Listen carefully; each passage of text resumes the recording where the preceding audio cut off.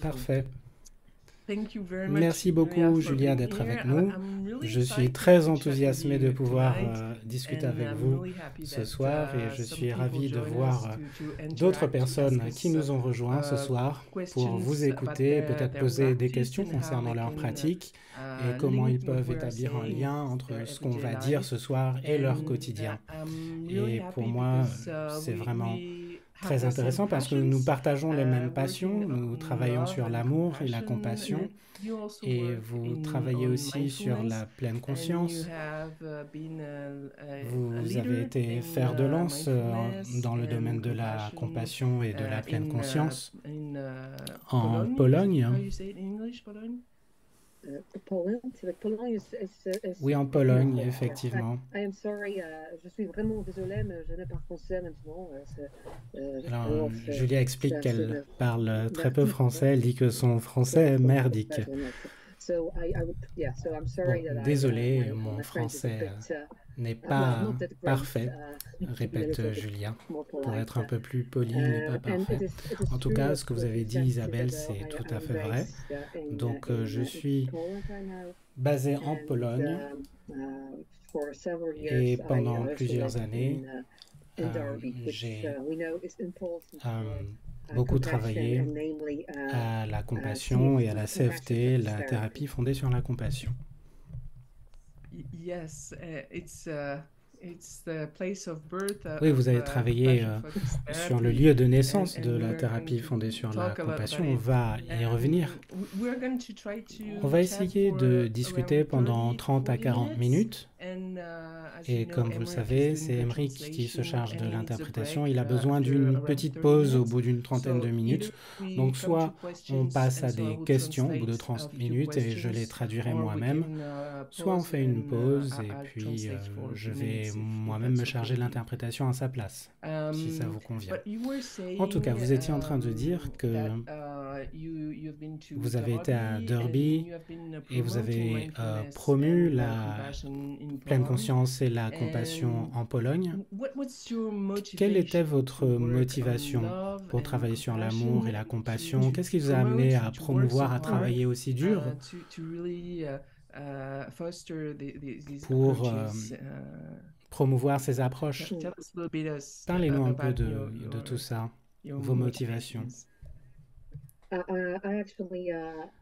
Alors, je me doutais que vous alliez me poser cette question, puisque bon, on avait un petit peu parlé de ça avant.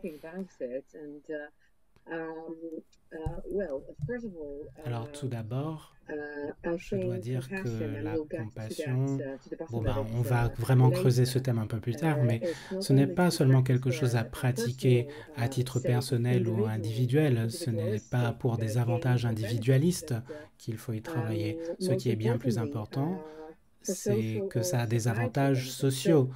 Donc pourquoi la compassion? Pourquoi est-ce si important? Pourquoi est-ce qu'à titre personnel et professionnel, je suis tellement impliqué dans la question de la compassion et plus particulièrement la thérapie fondée sur la compassion?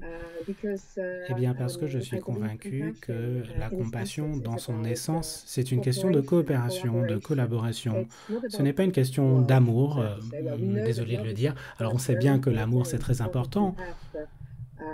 Et il est important d'avoir autour de nous des gens que nous aimons et qui nous aiment, ou en tout cas qui nous apprécient et que nous apprécions. Mais comme nous le savons très bien, il n'est pas possible d'être aimé par absolument tout le monde. Et il n'est pas non plus possible d'aimer absolument tout le monde. Toujours est-il que pour survivre, il nous faut collaborer et nous devons coopérer. Donc, ce n'est pas essentiel que je t'aime ou que je t'apprécie, mais en tout cas, je dois collaborer et coopérer avec toi. Sans quoi, on est dans de mauvais draps. Donc, c'est une question de coopération, de collaboration, et il s'agit de nous rappeler qu'on a besoin les uns des autres. et que sans cette idée de groupe, il est impossible de survivre. Ça, c'est du... Bon, je ne sais pas si vous voyez mon t-shirt, mais il y a écrit Charles Darwin dessus. Et ça, c'est du pur darwinisme. Alors, bien sûr, on a tendance à mal interpréter Darwin. C'est en fait Herbert Spencer qui a fait cette première supposition quand il a dit que, quand il a parlé de la survie du plus fort ou du plus adapté, mais tel que décrit dans la thérapie de axée sur la compassion, en fait, la compassion, ça permet la survie des gens qui savent coopérer les uns avec les autres. Donc c'est la survie du plus compatissant, du plus gentil. Et c'est notre héritage, notre patrimoine évolutif. C'est de là que nous vient la compassion. Et à la lumière de recherches récentes qui ont été menées, notamment aux États-Unis, au niveau physiologique, pour survivre, on n'a pas seulement besoin d'avoir des comportements bons pour la santé, ce n'est pas simplement ce qu'on mange et ce qu'on boit. Il faut aussi avoir des relations qui ont un sens. Et qu'est-ce qu'on entend par là? Eh bien, il nous faut divers flux de compassion en France, c'est-à-dire être capable de recevoir, mais aussi de donner.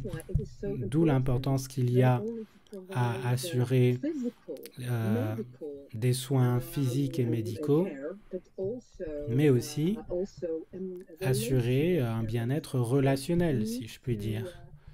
Donc il faut vraiment, pour nous, sentir qu'on est important aux yeux de quelqu'un d'autre ou d'autres personnes, de façon à pouvoir vivre en société, sans quoi on risque de souffrir de la plus grande pandémie possible, c'est-à-dire celle de la solitude, la pandémie de solitude. Voilà, j'espère avoir répondu à cette question. Pour moi, la compassion, ce n'est pas tant une question de romantisme. Il ne s'agit pas de rendre romantique notre réalité. Il s'agit plutôt de nous réveiller à la réalité de ce que ça veut dire que d'être un être humain. Et on souffre tous, on souffre de diverses manières. Certains d'entre nous sont très riches, d'autres sont pauvres, voire même très pauvres.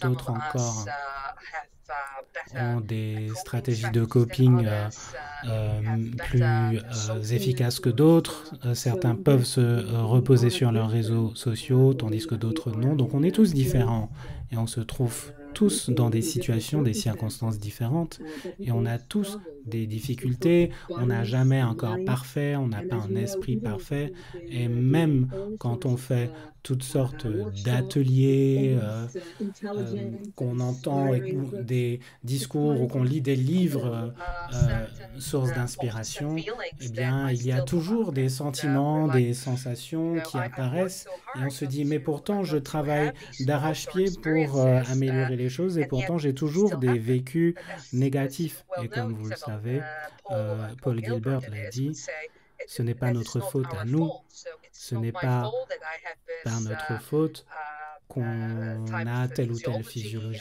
qu'on a telle ou telle émotion, telle ou telle sensation.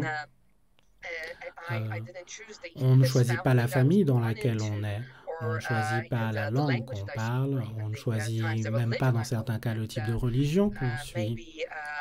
Ce n'est pas un choix, donc ce n'est pas ma faute à moi, mais en tout cas c'est ma responsabilité. Donc la responsabilité, c'est qu'est-ce que je peux faire avec tout cela? La compassion, donc, c'est la façon la plus fondamentale de collaborer, de coopérer, s'aider soi-même tout en aidant les autres, donc s'entraider. Et c'est une question de dignité fondamentale. Alors si on n'aime pas trop le terme compassion, eh bien il y a des gens qui n'aiment pas ce mot, mais on peut le remplacer par dignité. Donc ma dignité et votre dignité, ce sont des dignités mutuelles. Alors, je suis tout à fait d'accord avec le concept de dignité qui est lié à la compassion. Et bon, il y a déjà énormément d'éléments dans ce que vous avez dit. Je ne sais même pas par où commencer. I'm so sorry. Désolé, dit Julia. Ah non, mais tant mieux. Alors, vous avez commencé par un point qui me paraît très important. Et je pense qu'il est essentiel d'y revenir. Et c'est quelque chose que vous défendez beaucoup dans votre travail et qu'on n'entend pas suffisamment. C'est l'aspect social de la pleine conscience. Et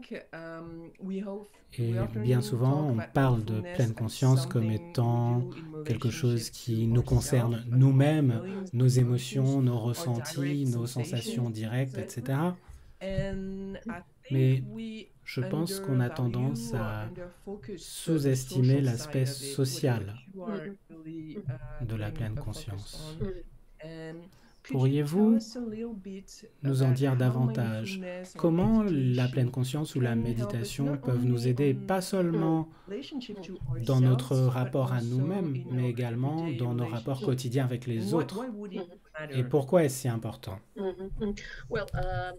D'accord, alors, pour commencer par la fin, si je puis dire, on ne vit pas dans un vide.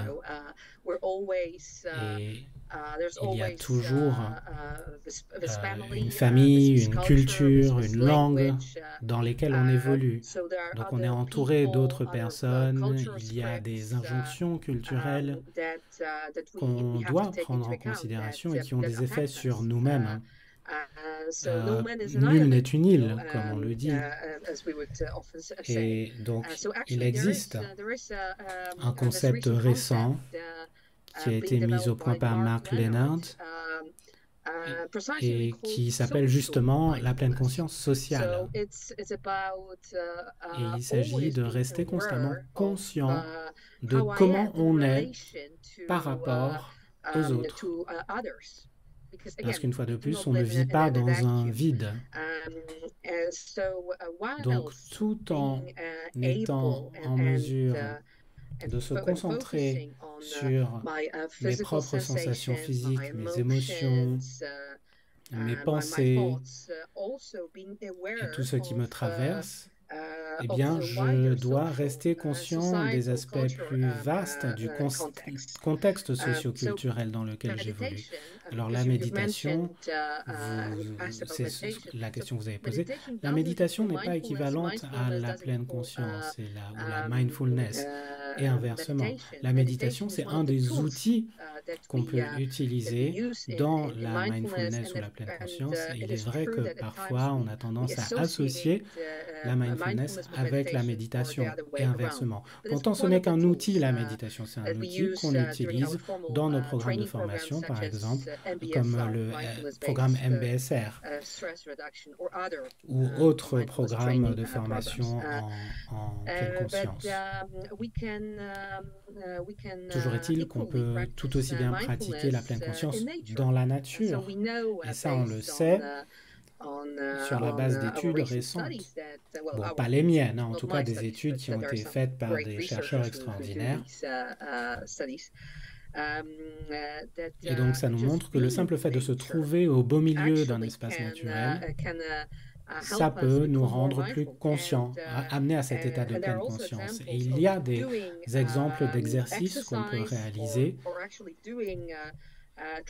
ou même des formations traditionnelles de pleine conscience, en étant dans un bel endroit naturel.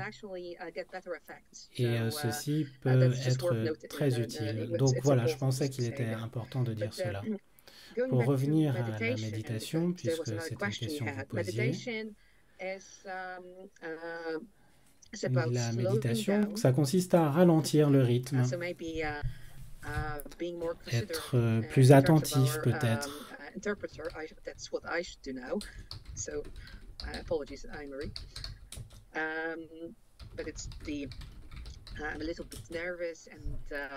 Bon, alors, je suis un peu nerveuse et un petit peu enthousiasmée en même temps, mais bon, bref, il s'agit en fait de ralentir physiologiquement et psychologiquement, bien sûr, et s'ancrer vraiment dans l'instant présent. Alors, qu'est-ce que ça veut dire, être ancré? Eh bien, ça nous permet de voir ce qui se passe en nous. Et pour ce qui est de la compassion,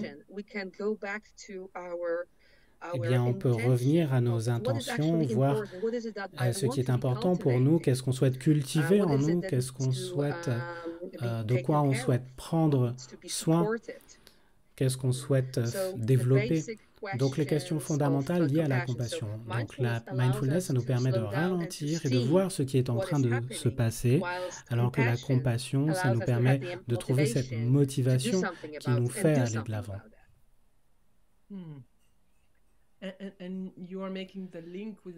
Et donc là, vous établissez un lien avec un autre élément. Vous parliez de ce qu'on peut faire avec la partie de soi qui est un peu plus délicate. Et c'est quelque chose qu'on entend beaucoup dans les souffrances de nos patients en thérapie. On a des gens qui sont en lutte avec une partie d'eux-mêmes. Peut-être leur anxiété, leur colère ou leur tristesse. Alors vous disiez que la compassion peut avoir un effet sur nos expériences. Pensez-vous que la compassion a quelque chose à offrir dans nos relations et dans la qualité de nos relations? Alors, tout d'abord, si vous le voulez bien, je vais commencer par l'aspect difficile, les éléments avec lesquels on est en lutte intérieure. Donc, je vais revenir d'abord là-dessus et ensuite discuter de la façon dont ça fonctionne dans nos rapports avec les autres. Alors, on a tous ces différentes parties de nous-mêmes. Certaines sont là, sont faciles à gérer. On a des parties très utiles, des parties sages de nous-mêmes. Et d'autres parties sont vraiment merdiques, pour être honnête. Elles ne sont vraiment pas très appréciées. Et quand on lit les livres de développement personnel qui vous disent « Oh, il faut s'aimer soi-même, s'aimer dans son entièreté, chaque détail de soi-même, etc. » Alors, premièrement, ce n'est pas possible. Et en plus, ce n'est peut-être pas si approprié que cela. Alors, je ne suis il y a évidemment des choses en moi que je n'apprécie pas, mais aimer, c'est quelque chose de différent. On peut accepter sans forcément aimer, c'est-à-dire qu'on peut accepter, on peut comprendre ce qui se passe dans le fonctionnement de telle partie de moi-même. Par exemple, s'il y a une partie coléreuse de moi-même, colérique, je peux me demander quelle est la fonction de cette colère, à quoi elle sert, qu'est-ce qui se cache derrière cette colère, quelle est l'intention de ce soi en colère, comme on le dirait dans la CFT, par exemple. Donc voilà, c'est très différent. Mais pour ce qui est de nos relations avec les autres, eh bien, si j'ai un partenaire, par exemple, de toute façon, je ne pense pas que ce soit possible. Après la première étape psychotique de l'homme, parce qu'on parle de l'amour, il vaut mieux ne pas rester amoureux dans cette première étape de l'amour. Et je crois qu'on en parle en psychiatrie. La psychose psychosexuelle, c'est comme ça qu'on décrit l'état d'une personne qui tombe amoureuse. Enfin bref, après cette première étape de la psychose psychosexuelle, il serait bon quand même d'aller explorer les autres aspects de cette relation par rapport à nous-mêmes. Et c'est une bonne chose parce qu'il ne faut pas qu'on soit vu comme une idole par son partenaire. Il faut que le partenaire vous voie tel que vous êtes, même dans vos aspects négatifs, parce que ce n'est jamais bon d'être encensé en permanence. Ça devient difficile au bout d'un moment. Donc, il ne devrait pas y avoir d'injonction d'aimer tout ce que représente son partenaire, mais on peut en tout cas accepter tout ce qu'il ou elle est, et c'est différent. Donc quand on parle de compassion, en référence aux relations romantiques, mais pas seulement de toute façon, eh bien c'est cette distinction qu'il faut faire. Et comme le savent beaucoup de nos auditeurs, et d'après notre compréhension de la chose dans la CFT, la compassion, c'est une sensibilité à ma souffrance ou à la souffrance des autres. Ça, c'est la première partie, le premier aspect. Donc cette sensibilité, ça implique que je puisse voir les difficultés, qu'elles soient psychologiques, physiques, émotionnelles ou autres, qui surviennent en moi ou dans d'autres personnes. Je peux voir ces difficultés, je peux être présente à ces dernières. Mais, parce qu'il y a un mais, il y a une deuxième partie pour cette définition. Ce n'est pas qu'une question de sensibilité. Il s'agit aussi, pour moi, de m'impliquer dans l'atténuation, voire même la prévention, si c'est possible, mais en tout cas, au moins, l'atténuation de cette souffrance. Et comme on le sait dans la CFT, la compassion, ce n'est pas tant une histoire de gérer une émotion particulière, ce n'est pas un état psychologique particulier. Alors, un état émotionnel peut faciliter la compassion, ou, bon, encore une fois, l'inverse aussi. L'essentiel, c'est notre motivation, en fait. Qu'est-ce que je fais? En fait, qu'est-ce que je fais face à cette difficulté, face à cet inconfort, voire même dans certains cas, qu'est-ce que je fais face à cette souffrance? Et pour ce qui est donc de nos relations romantiques, nos relations amoureuses, en fait, il s'agit d'être sensible aux souffrances que je traverse moi-même, ainsi qu'aux souffrances que mon partenaire traverse. En raison de ce qui se passe dans cette relation, mais également en raison de ce qui se passe à l'extérieur de cette relation, parce qu'il y a beaucoup d'autres facteurs qui nous entourent. Donc il s'agit d'une implication, en fait. Il faut s'impliquer, s'engager dans l'atténuation des difficultés qui accompagnent cette relation, ou qui sont provoquées par cette relation parfois. Et il faut avoir le courage d'être présent avec nous et avec notre partenaire dans nos luttes mutuelles, tout en revenant à l'intention derrière notre relation. Dans quel type de relation souhaitons-nous nous installer? Comment souhaitons-nous développer cette relation et comment on le fait pour un bon développement de cette relation? Et donc, une fois de plus, comme on le sait, l'élément fondamental de la compassion, c'est le courage de voir les choses telles qu'elles sont véritablement. Donc, il ne s'agit pas, une fois de plus, de rendre nos réalités plus romantiques. Alors, je ne vous dis pas de ne pas être romantique.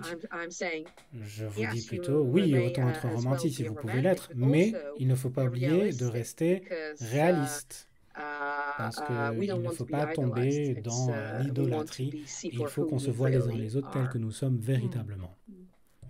Je pense que vous faites un lien avec le fait aussi que quand on est accepté dans toutes les parties qui nous constituent, on se sent vu, on se sent aimé, peut-être bien plus que quand on est une idole, en fait. Est-ce que vous pourriez nous donner un exemple de quelque chose que vous avez vécu quand vous avez enseigné ou appliqué la CFT ou dans votre vie personnelle, un moment où vous êtes passé d'un état où vous n'aviez pas beaucoup de compassion à un état où vous avez pu développer cette compassion et donc faire une espèce de transition? À quoi ressemblerait une telle transition vers la compassion dans le cadre d'une relation, par exemple? Voilà, pour éclairer un petit peu les gens qui nous accompagnent et qui ne sont peut-être pas très familiers du sujet. Alors, je vais bien sûr répondre à la question, Isabelle, mais en tant que véritable psychologue, je dois dire, ou en tout cas, je demanderai à ceux qui nous écoutent, et je ne vous demande pas de répondre immédiatement, bien sûr, mais plutôt de simplement réfléchir à cela, réfléchir à cette question, l'explorer, la creuser peut-être. Qu'est-ce que la compassion signifie pour vous? Pas seulement dans des termes intellectuels, mais au niveau expérientiel, incarné, de cognition incarnée, donc au niveau expérientiel. Qu'est-ce que c'est pour vous, la compassion? Ça veut dire quoi? Vous donner de la compassion aux autres et recevoir vous-même de la compassion. Parce que dans la CFT, on a des flux de compassion, comme je le disais précédemment, en référence à Gianca Cioppo. On a besoin de relations qui aient un sens pour être physiologiquement en bonne santé. Un simple régime, un simple bon régime sain ne suffira pas. On a besoin de donner et de recevoir de la compassion. Donc, être en mesure de donner quelque chose aux autres et de recevoir quelque chose des autres. Donc, c'est quoi la compassion et qu'est-ce qui nous empêche de donner ou de recevoir cette compassion, y compris cette compassion qui doit être orientée vers nous-mêmes? Est-ce que c'est quelque chose, un obstacle lié à notre expérience, notre vécu passé, comme on dirait dans la CFP? La CFT, je ne me sens pas en sécurité d'être en sécurité quand on fait l'expérience de certaines sensations. Parfois, il se passe quelque chose de négatif et c'est ce qu'on en retient. Donc, on ne se sent pas en sécurité quand on ressent ces mêmes sensations par la suite. Ou alors, il y a la critique, l'autocritique, qui parfois peut être utile pourtant. Et la compassion, souvent, c'est associé à une idée de faiblesse. Et nous, on ne veut pas être faible parce qu'on ne peut pas se permettre d'être faible. Et donc, on évite cette compassion. Voilà, pour en revenir maintenant à votre question, à quoi ressemblerait la compassion? Comment elle se traduirait dans la pratique? Eh bien, on pourrait citer beaucoup d'exemples, mais je vais donner celui de la colère.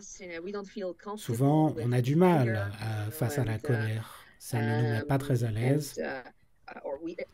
Souvent, c'est quelque chose qu'on associe à des traits négatifs. Et ça donne pas une bonne impression, surtout quand on est une femme, comme vous le savez. Donc voilà, ce n'est pas une bonne chose d'être en colère. Mais il existe une colère qui est très négative, qui n'est pas du tout utile. Et il y a une autre colère qui peut être par contre saine, une saine colère. Et donc le simple fait de regarder cette colère pour ce qu'elle est, de rechercher qu'est-ce qui motive, qu'est-ce qui explique cette colère. Donc adopter une position plus méta, une position d'observateur, ou encore une fois, comme on le dirait en CFT, regarder les choses d'un point de vue compatissant, prendre une perspective de compassion. On peut se demander qu'est-ce que cette colère essaie de me dire? Et de quoi a-t-elle besoin? Qu'est-ce qu'elle exige de moi? En quoi cette colère essaye de m'être utile, en fait? Comment est-ce qu'elle est en train d'essayer de m'aider? Et bien sûr, les émotions peuvent être un excellent indicateur de ce qui est en train de se passer, mais elles peuvent aussi induire en erreur. Parfois, elles donnent des fausses pistes, donc il faut rester un peu prudent par rapport à tout cela. Quand on essaie de creuser, de voir ce qui se cache derrière les émotions. Mais au bout du compte, on peut toujours apprendre quelque chose concernant ces émotions et leur nature.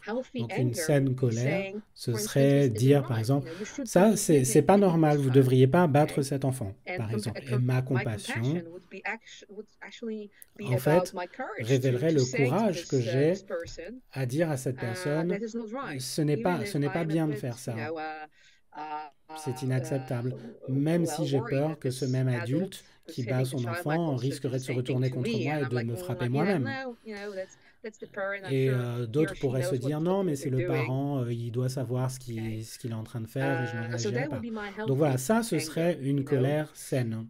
qui me permettrait de manifester cette compassion. Et parfois, je peux me rendre compte que la colère que je ressens ne vise pas une personne en particulier. En fait, elle est le reflet d'une expérience précédente. Et peut-être que c'est simplement ma réponse, ma réaction habituelle, alors même qu'elle ne concerne pas la personne que j'ai devant moi dans l'instant. Donc le simple fait de prendre un peu de recul, ralentir un petit peu et d'observer la situation pour ce qu'elle est véritablement. Est-ce que c'est logique, Isabelle? Est-ce que ça vous parle?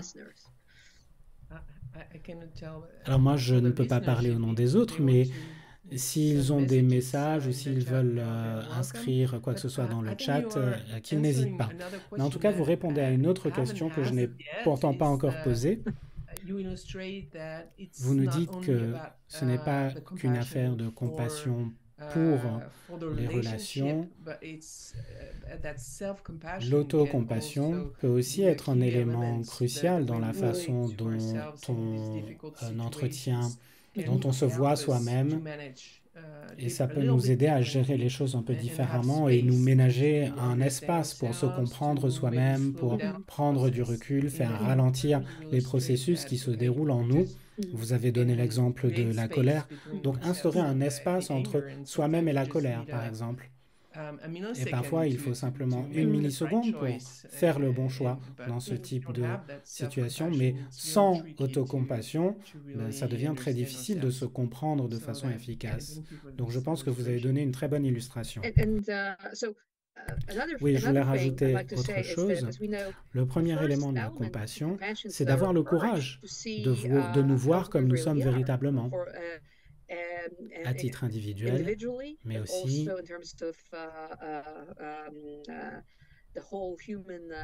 dans l'ensemble de l'espèce humaine que nous sommes. C'est-à-dire que nous pouvons être très créatifs, on peut écrire de magnifiques poèmes et fabriquer de magnifiques choses, mais aussi construire des camps de concentration. Et ces deux extrêmes sont vrais, existent. Donc là encore, la question de savoir comment faire face, se confronter à ces deux réalités. Et donc avoir la sagesse qui d'ailleurs serait le deuxième élément nécessaire. Comprendre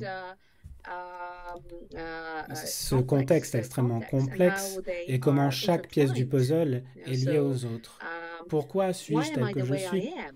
Là encore, ce n'est pas ma faute, mais c'est ma responsabilité. Et ce n'est pas ma faute si j'ai telle ou telle physiologie, tel ou tel gène.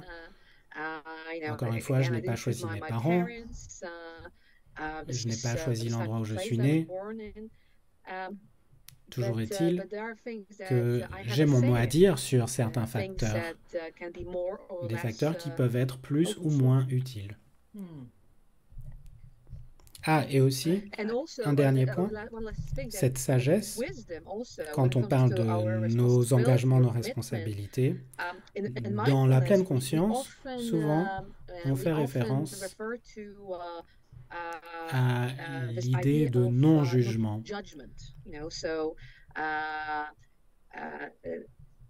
Qui souvent d'ailleurs est un concept incompris. Le non-jugement, ça veut pas dire qu'il n'y a pas de jugement, parce que ça c'est impossible en fait.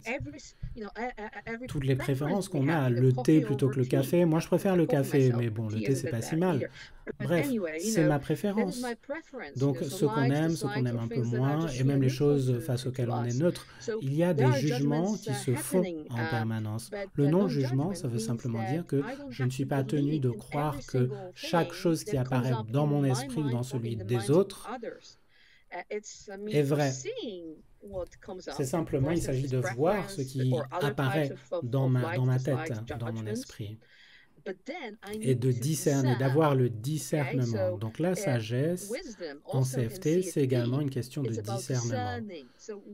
Discerner dans le sens de savoir faire la différence entre ce qui est utile et ce qui ne l'est pas.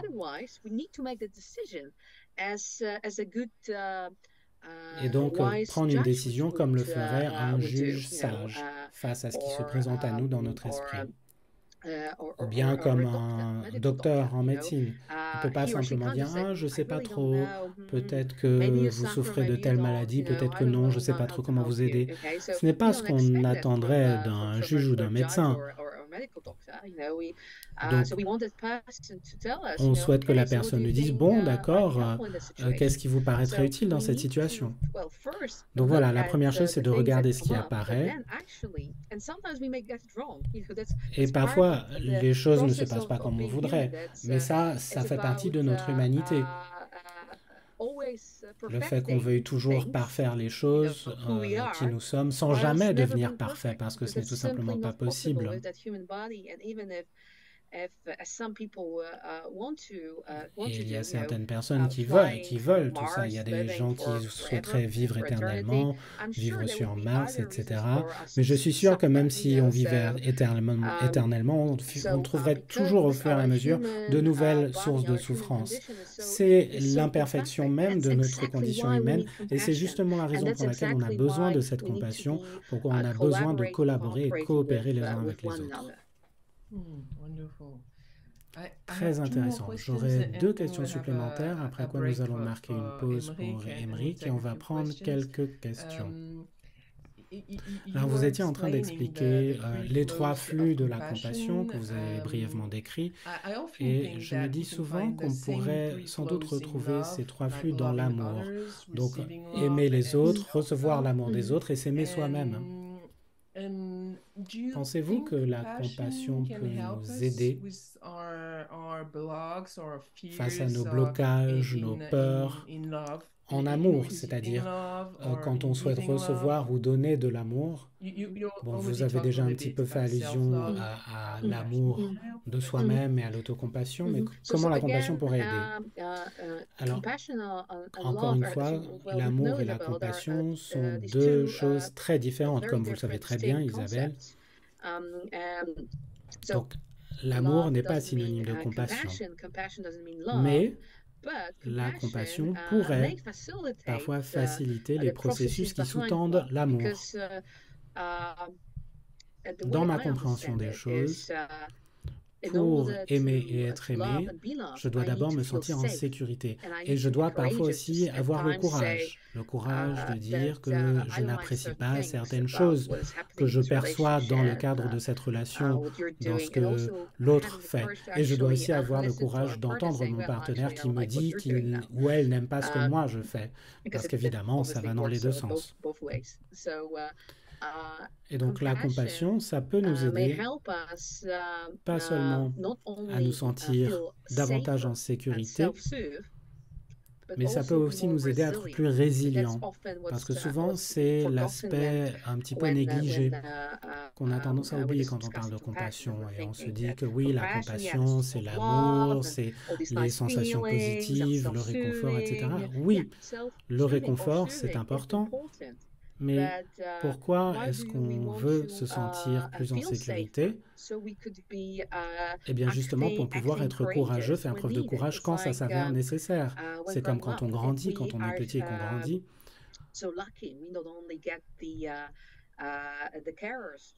Alors on a les parents qui nous entourent normalement et qui nous permettent justement de ressentir cette sécurité. Personne ne me frappe, personne ne me critique outre mesure, mais il y a aussi la sécurité émotionnelle. Et cette sécurité émotionnelle me permet de développer mon propre courage que je pourrais par la suite déployer dans les situations difficiles. Alors c'est quelque chose de banal à dire, mais au cours de la vie, on va rencontrer de nombreuses difficultés. Donc l'amour, tout comme la compassion, est une question de sécurité qu'on ressent et d'autres sentiments positifs, bien sûr, mais c'est grâce à ces expériences positives que par la suite, on pourra faire preuve de courage, on pourra développer ce courage face à ce monde qui nous attend. Très intéressant, je vous écoute et ce que j'entends de vos propos, c'est que la compassion, ça nous aide à traverser des moments difficiles dans les relations, en amour, ça nous permet de faire face à la critique, à être résilient face aux mauvaises passes qu'on peut traverser. Et d'une certaine manière, vous disiez que la compassion, ça nous permet d'augmenter notre flexibilité amoureuse en quelque sorte, ou notre capacité à négocier ces virages assez difficiles. Je ne sais pas si vous êtes d'accord. Oui, on pourrait le dire, on pourrait dire les choses comme ça. Alors, ça ne veut pas dire qu'on doit tout accepter, parfois c'est juste trop. Mais comme on sait, dans toutes les relations, y compris dans les relations saines, il y aura, à un moment ou à un autre, diverses étapes plus ou moins compliquées, et diverses situations difficiles qui font justement évoluer cette relation.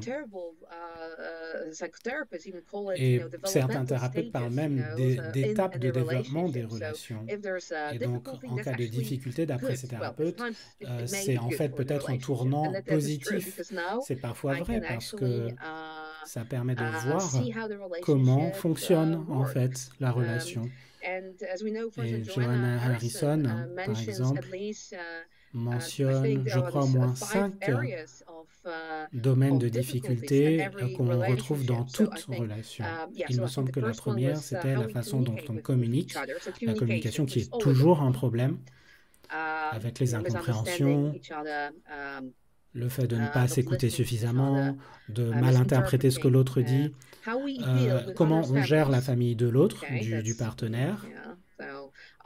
Donc nos beaux-parents, bon ça vous le savez bien, ou nos propres parents pour le partenaire, comment on gère les diverses tâches ménagères entre nous, comment on se les répartit, qui va faire la cuisine ce soir, qui va faire le ménage ensuite, comment on gère aussi la distance entre nous, parce que ça aussi, ça va survenir. On ne va pas être en symbiose permanente. Donc, qu'est-ce qui se passe quand on sort justement de cette symbiose? Comment on gère cette distance qui apparaît? Et comment on fait l'expérience du corps de l'autre? Comment on ressent ces échanges physiques. Donc voilà les 5 domaines principaux qui ont été identifiés par Johanna Harrison. Bien sûr, il y en a beaucoup d'autres. Mais ça, ce sont les domaines de base qui ont été identifiés dans lesquels peuvent survenir des difficultés dans les relations. Et bien sûr, à chaque étape, il peut se poser d'autres problèmes. Par exemple, votre crédit immobilier, vous tombez enceinte et tout d'un coup, il y a des enfants qui arrivent dans votre vie. Et à un stade encore ultérieur, il y a les enfants qui quittent le foyer familial. Donc, il y a autant d'étapes qui rythment une relation et qui, chacun, s'accompagnent parfois de difficultés particulières. Passionnant, je ne connaissais pas ces notions, c'est très intéressant.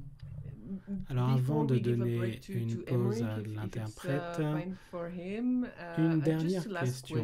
Qu'en est-il de votre relation avec Paul Gilbert?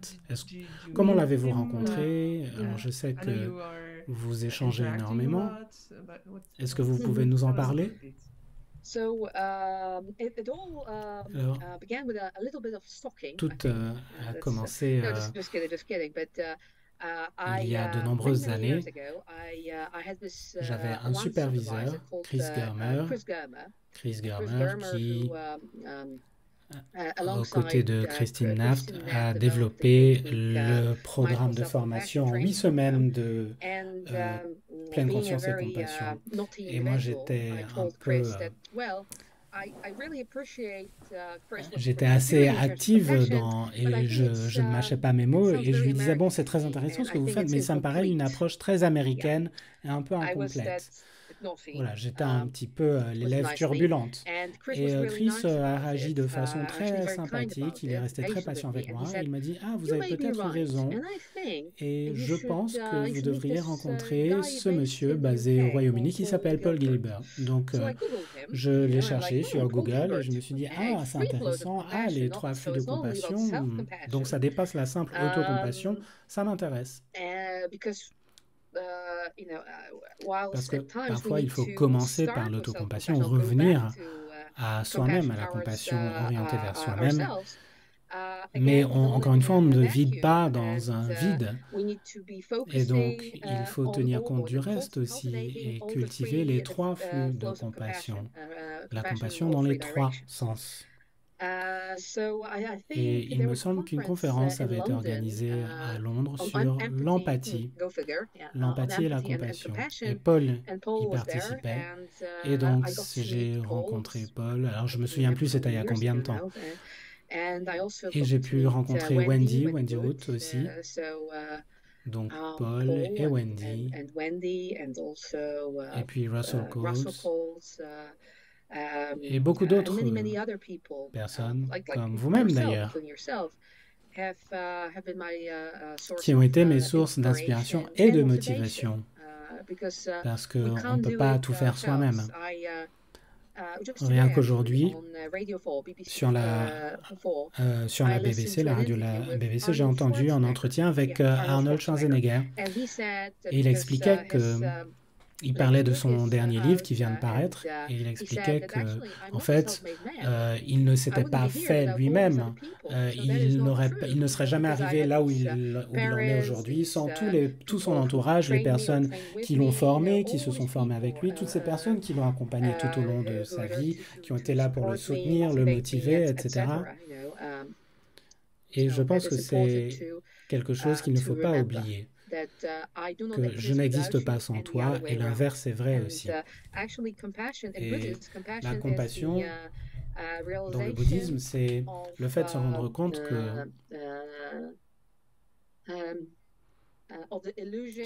de l'illusion de notre séparation par rapport aux autres. C'est-à-dire qu'on a l'illusion qu'on est séparé des autres. Yeah, there is no questions. Okay. So I'd say that compassion. Alors je dirais que la compassion en pratique, ce n'est pas simplement comme on le fait en pleine conscience, reconnaître ce qui se passe en nous. C'est aussi de voir ce qui peut être utile dans tout ce qui se passe en nous. Donc ça nous renvoie à la question de nos intentions. Qu'est-ce qui serait utile pour moi et pour les autres aussi? Donc, élargir cette compassion. Et ce n'est pas qu'une question de ressenti de certaines émotions, par exemple l'amour ou la joie, ou quoi que ce soit d'autre d'ailleurs. Parfois, on ressent l'amour, on ressent les soins que nous apportent d'autres qui peuvent nous inspirer la compassion. Mais la compassion, c'est en fait une action. Michel Cree.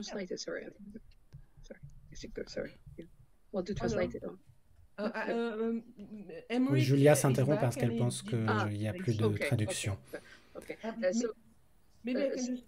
Alors, est-ce que je peux poser une question, demande Isabelle? Non, dit Julia. Je termine juste mon idée au sujet de Michel Cree. Elle aussi, elle est praticienne en CFT. Et elle travaille auprès de patients qui souffrent de dépression postpartum. Et les patients qui s'adressent à elle sont donc des mères. Et elles lui disent je ne ressens plus rien. Peut-être qu'elle ressent une certaine colère, une certaine irritation. Et Michel leur pose une question essentielle. Qu'est-ce que vous faites quand votre bébé pleure en plein milieu de la nuit? Elles disent je me lève, j'essaie de réconforter, de calmer le bébé, j'essaie de voir ce qui se passe. Et à cela, Michel répond, eh bien ça, c'est de la compassion. Donc la compassion, ce n'est pas une question de ressentir les choses, il s'agit de faire. Et il en va de même pour l'amour. L'amour, ce n'est pas que ressentir, être dans cette humeur psychotique, cette étape psychotique, Parfois, on a envie d'étrangler, métaphoriquement évidemment, son partenaire. Mais il y a toujours dans une partie de votre cerveau cet amour que vous ressentez pour la personne, cet attachement, et finalement, vous n'étranglez pas la personne, vous restez dans cette relation parce que votre irritation ou votre colère est là, mais vous arrivez à prendre du recul, à comprendre ce qui se passe et être courageux, assez courageux pour lancer une discussion avec le ou la partenaire, demander ce qui se passe, demander qu'est-ce que la personne n'apprécie pas en vous et qu'est-ce que vous n'appréciez pas dans cette personne. Mais encore une fois, ceci nécessite un certain courage. Donc, encore une fois, la compassion, ça ne se résume pas à des sensations agréables qui, évidemment, peuvent parfois être utiles. C'est vraiment la façon dont nous nous comportons envers nous-mêmes et envers les autres face aux difficultés. Et quelles sont les intentions qui sous-tendent nos ressentis et quels sont les éléments qui peuvent être utiles dans ces situations. Avant de conclure, pourriez-vous nous donner peut-être un conseil, une recommandation pratique, un élément qui vous vient peut-être à l'esprit concernant l'amour et la compassion?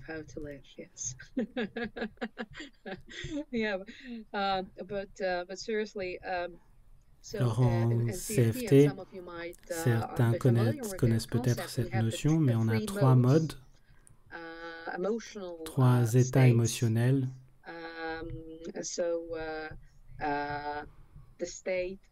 On a l'état dans lequel on remarque le danger. On a l'état dans lequel on s'oriente vers quelque chose, on essaye d'obtenir quelque chose.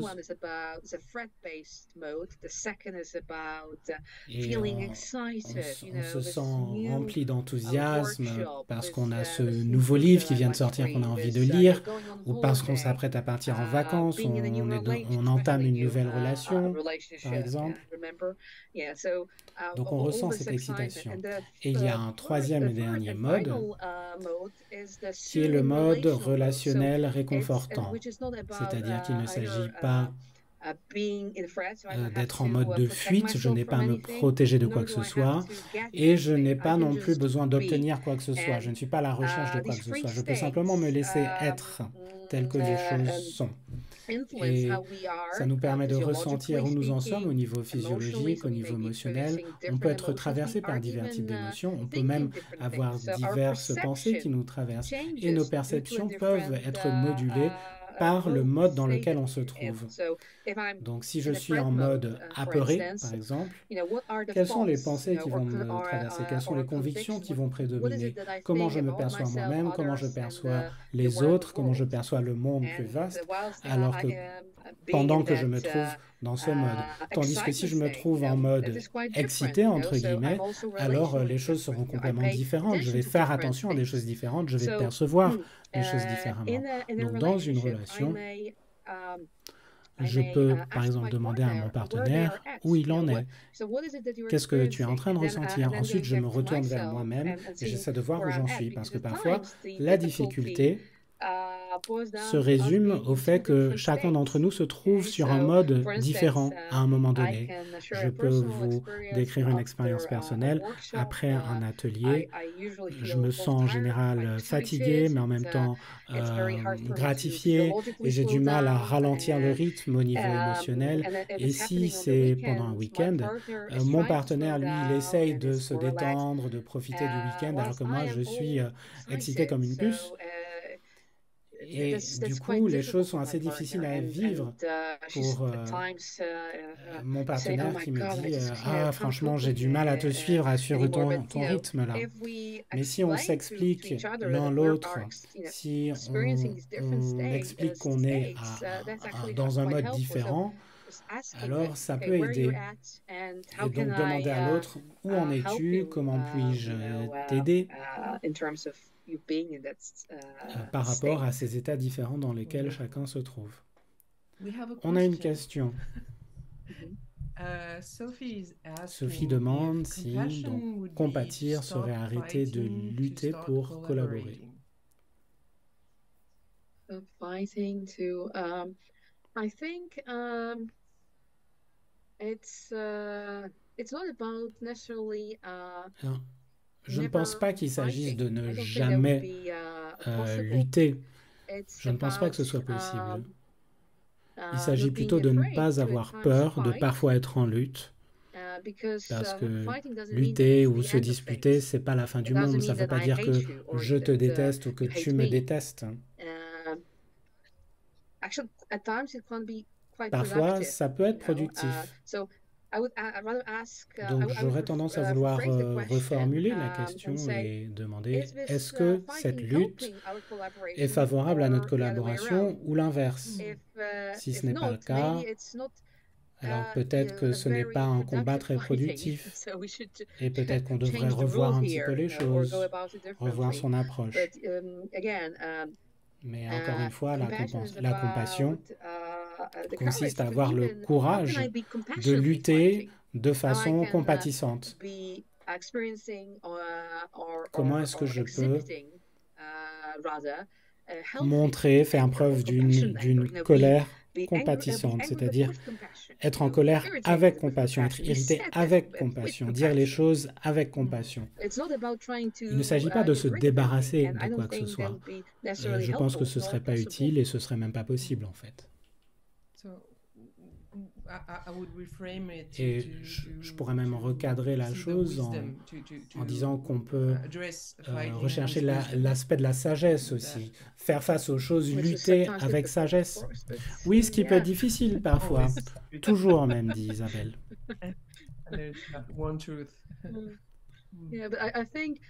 Je pense que la compassion ne se limite pas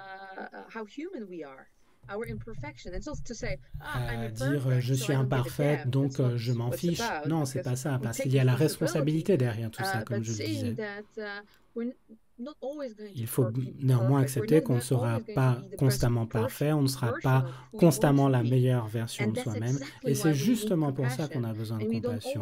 On n'est pas obligé d'être toujours meilleur, toujours mieux. Non, on est suffisamment bon tel qu'on est. Il faut néanmoins toujours essayer. Mais ce n'est pas une compétition, ce n'est pas une concurrence avec soi-même. Donc faire de son mieux. Et parfois, je ne m'y prends pas correctement, parfois je connais des échecs. Même moi, en tant que thérapeute CFT, parfois je dis des choses qu'il ne faudrait pas. Je n'ai pas les bons mots, mais j'assume ma responsabilité et je vois comment ensuite corriger le tir. Merci Sophie pour cette question. Merci beaucoup Julia d'avoir pris le temps de partager avec nous votre sagesse et vos connaissances. Je propose qu'on s'arrête là, parce que sinon Émeric aura besoin d'une pause supplémentaire. Donc, merci infiniment. Merci à tous ceux qui ont partagé ces moments avec nous et qui nous ont accompagnés. Et je vous souhaite une bonne soirée et j'espère vous retrouver bientôt. Merci encore Julia. Bonsoir et bonne chance pour l'avenir. Merci infiniment Isabelle de m'avoir invité. Merci Émeric. Désolé si j'ai parlé un peu vite par moment. Et merci à tous ceux qui nous ont accompagnés ce soir. Et je vous souhaite bonne chance. Et désolé si j'ai peut-être parlé un peu trop. Non, et il y a des gens dans le chat qui vous disent merci d'ailleurs. Thank you, Isabelle. Thank you, bye bye.